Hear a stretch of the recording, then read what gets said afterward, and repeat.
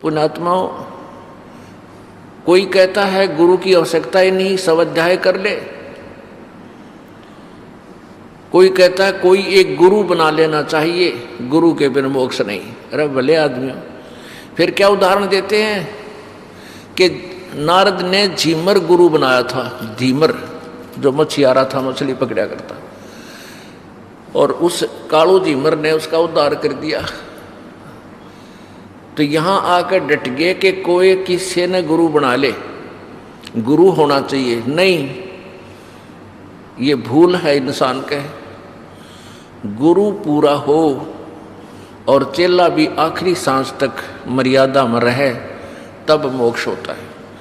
अब कालू झीमर कौन था, इसके इतिहास से परिचित नहीं है। जैसे पहले एक ब्राह्मण जाति में जन्मा हुआ व्यक्ति डाकू हो गया, और डाकू हो गया तो बहुत भयंकर डाकू हो गया, प्रसिद्ध हो गया। उस क्षेत्र में कोई नहीं जाओ, उस वन में जहाँ वो रहता था। कहते हैं एक बार सप्तऋषि उधर चले गए और उस डाकू ने कहा कि तुम रुक जाओ, रुको तुम। वो क्या करता था, पहले मारता था और पीछे लूटता था, और काट के उंगली कहते हैं अपने गले में टांग लेता था कि मैंने कितने आदमियों को मार दिया, गिनती करने के लिए। तो महर्षि नहीं रुके, सप्तऋषि नहीं रुके, चलते रहे। फिर उसने कहा रुक जाओ, नहीं तो मैं तुम्हें मार डालूंगा। अब ऋषि कहने लगे, ले भगत हम तो रुक गए, तू कद रुकेगा? हम तो रुक गए, क्योंकि उन पूरी कॉन्फिडेंस के साथ उसका सामना किया। नहीं तो उसकी तब शक्ल देखते घी गिबत जाया करती इंसान की। तब उसने देखा कि तो बड़े धड़ाके से बोल रहे हैं। उसके अंदर का वो शत्रु जो खुरापात था वो दब गया, एकदम सुन्न हो गया वो। उसने पूछा क्या बात, कि हम तो रुक गए, तू कद रुकेगा ये जुल्म करने से? क्या तू ये जुल्म जो कर रहा है, इसके तेरे घर वाले हिस्सेदार हैं? जो तू पाप कर रहा है, क्या तेरे घर वाले, तेरी पत्नी, तेरे पुत्र इस पाप को डिवाइड कर लेंगे? वो कहने लगा कि हाँ करेंगे वो, क्योंकि मैं यहाँ से लूट कर धन ले जाता हूँ, वो मेरा परिवार पोषण हो रहा है, वो मेरे पाप के भागी होंगे। तो ऋषियों ने कहा कि नहीं, तेरी भूल है, पहले घर पता करके या फिर हमें मार देना, लूट लेना हमारे पास जो रखा है। तो उसने कहा कि तुम भाग जाओगे। ऋषियों ने कहा कि हमें बांध दे प्रत्येक वृक्ष के। उसने न्यारे न्यारे सातुओं को अलग अलग बांध दिया, पीछा हाथ करके घर गया। घर जाके उसने अपनी पत्नी से पूछा कि मैं जो ये पाप कर रहा हूँ, क्या आप मेरा इसमें सहयोग देंगे, ये पाप के भागी बनोगे? वो कहने लगी, मैं पाप की भागी नहीं बनूंगी, क्योंकि आप मेरे पति हो। मुझे इस वचन के साथ आप लाए थे कि आप मेरे घर का संभालना, बच्चों का पालन करना, मैं कमा के लाऊंगा। अब मेरे लेखे तू मजदूरी कर, मेरी तरफ से चाहे तू डाके मार, मैं अपना काम कर रही हूं, इस पाप का भागी तू होगा। फिर बच्चों से पूछा, बच्चे भी कोई 10 वर्ष का, कोई 12 वर्ष का, कोई 15 वर्ष का। और पहले सभी ब्राह्मण लोग अपने बच्चों को गुरुकुलों में भेजा करते थे ऋषियों के पास शिक्षा देने के लिए, लेने के लिए। तो गुरु लोग तो शिक्षा अच्छी ही देते हैं। तो उन्होंने कहा कि नहीं पिताजी, हम आपके किए हुए पाप के भागी बिल्कुल नहीं होंगे, आप अपने कर्मों के पास स्वयं बैठोगे। हम जब तक नाबालिग हैं तब तक हम आपका फर्ज हमें पालने का है, चाहे किसी तरह पालो। और जब हम बालिग हो जाएंगे, अपनी कमाई करने लग जाएंगे, तेरे अन्न को छुएंगे नहीं। अब उसने सोचा भैया तो बात बिगड़ गई, ये तो सारा एक काम मेरे ऊपर लाद दिया न। तो उसी से मैं वापस आ गया, उनके चरणों में गिर गया, चरण पकड़ दिए। कहा प्रभु मेरा उद्धार करो। अब जैसा भी उनको समाधान था उनको बता दिया कि बेटा भक्ति करे, डट कर साधना कर, तेरा कल्याण हो जाएगा। तो कहते वो बुराई त्याग करके फिर महर्षि की पदवी पाया। इसी प्रकार एक कालू झीमर था, एक कालू नाम का मछियारा था, और वो इतना बेसब्रा था, इतना बेईमान था, मच्छियाँ अलग अलग वहाँ से पकड़कर दूसरे तालाबों से जाल डाल कर पकड़ के लाता था, शहरों में बेचता था और खुद भी खाता था, बच्चे भी थे, उसके संतान थी। जिस राज्य में वो कालू झीमर रहता था उसके पड़ोसी राज्य में एक बहुत ही एक नेक आत्मा धर्मात्मा राजा था। उसने अपने पूरे राज्य में हिंसा बंद करवा रखी थी, और कोई हिंसा करता था उसको बहुत भयंकर जो है ना दंड देता था, जिस कारण से उस राजा के तालाबों में कोई भी मछलियां नहीं पकड़ता था, और उसके तालाबों में अच्छी मोटी मोटी स्वस्थ मछलियां थी। अब उस बेईमान ने उस अपने क्षेत्र की तो सारे तालाबों की वह मछलियां ढो के बेच दी। वहाँ तो रहा नहीं कोई सामान उसके लिए। फिर उसने देखा पड़ोसी राज्य का तालाब में बहुत मोटी मोटी मछली है, तो उसने ये भी पता था कि यहाँ के राजा ने इस पर बैन लगा रखा है, इसलिए उसने सोचा वक्त से उठकर जाऊंगा। थोड़ी थोड़ी सर्दी सी थी और वक्त से बहुत सवेरे यानी 4 बजे वहाँ जाकर जाल डाल दिया।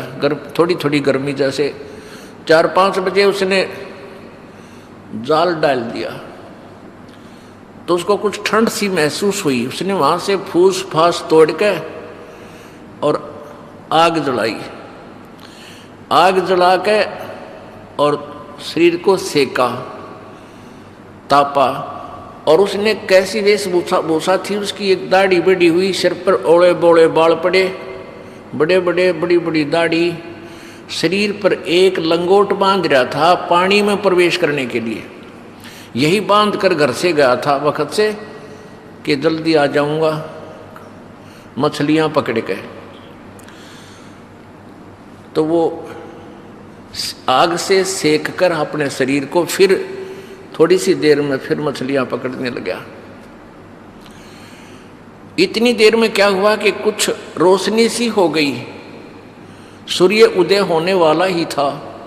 उधर से क्या हुआ कि उसी नगरी का राजा जिसने वहां बैन लगा रखा था, वो राजा सुबह सुबह हाथी पर सवार होकर और सैकड़ों सैनिकों के साथ, अंगरक्षकों के साथ एकदम वहां प्रकट हो गया। यानी ऐसा मोड़ मुड़ता था रास्ते का, ऐसे एकदम उस तालाब के साथ मुड़ गया। तालाब वहां से ज़्यादा जो है ना 10 एकड़ की दूरी पर होगा। हाथी की गले में एक घंटियां बंधी होती हैं, वो एकदम मुड़ते ही घंटी की आवाज़ उसके कानों में पड़ी। कालू जी मर गए। उसने सोचा ही तो राजा आ गया, आज मर गया तू, तेरे पूरे परिवार ने मारेगा। अब उसने देखा कि राजा बड़ा धार्मिक है और कोई विकल्प नहीं है, तेरी जान बचने का, भाग भी नहीं सकता, सैनिक साथ है।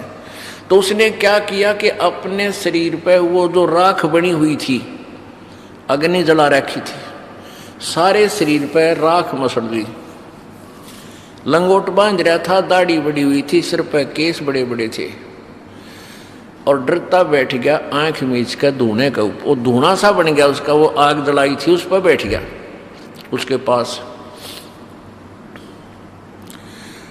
अब राजा निकट आया, जब उसकी दृष्टि पड़ी कि भी तालाब के आसपास साधु संत ही बैठा करते हैं, और जो उस कालू ने वो मछलियां पकड़ रखी थी, वो जालबीर मछली भी तालाब में फेंक दिए।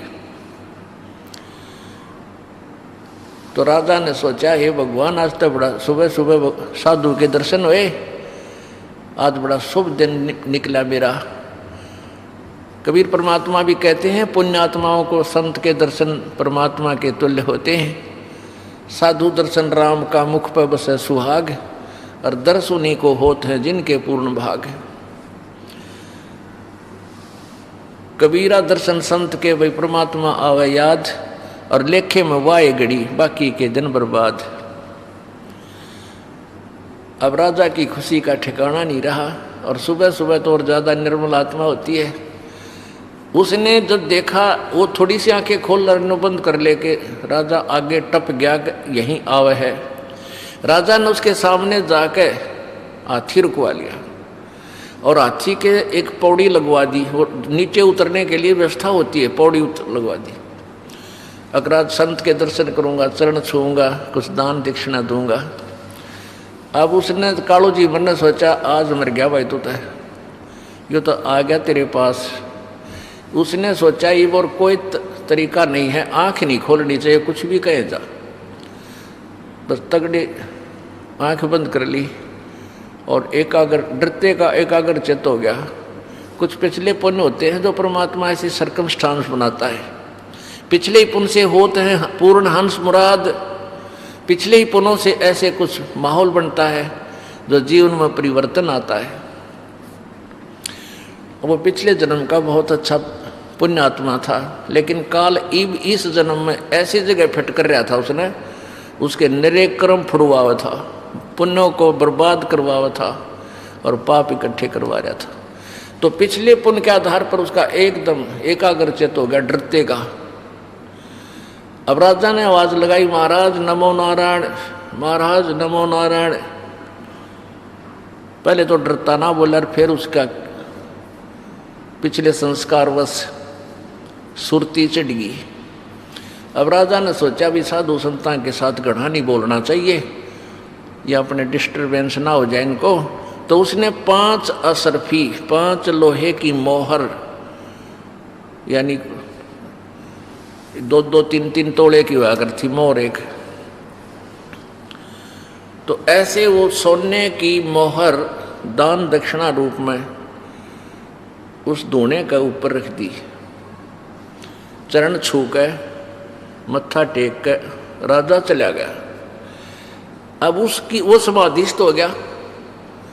अब उसकी पत्नी को पता था कि आज मेरा पति बहुत खतरे की जगह गया हुआ है और लेट हो गया, क्यों नहीं आया। वह बाट इंतजार करके घर से चली। तालाब, जिस तालाब पर उसने बताया था वहीं पहुंची। वहां जाकर उसने देखा कि यूं तो बाबा जी बन गया, समाधि लाए बैठा है। और इसने नो भी डर को ना कि भाई या तू कैसे बैठा है, कोई आ गया तो तुझे पकड़ देगा। उसने पकड़ कर उसका पाछे तक जाकर उसका कमर में दोनों हाथ मारे न। वो कहने लगी तू मर रहेगा के, खड़ा हो ले, चल अपने घर न। और सारा दिन खो दिया तेने, ऐसे है राजा आ गया था, कोई आ गया सैनिक तो तुझे पकड़ लेगा। वो डर गया एकदम। और नो कह मत आज आया था महाराज, आज के बाद कदे नहीं आऊँ, दोनों कान पकड़ूं। तो वह नो कह तू क्या कह रहा है, खड़ा हो। दूसरे ने देखा उसकी पत्नी है। वो कहने लगा वो राजा कहाँ गया, सैनिक कहाँ गए। वह समझे नहीं है कि बात क्या घटना घट रही इसके साथ। फिर उसने देखा नीचे 5 असरफी सोने की दोने पर रखी। फिर उसका दिमाग की सुई घूम गई, राजा ने तो मुझे साधु मान लिया और मेरे आगे माथा टेक्या और 5 असरफी सोने की दर गया।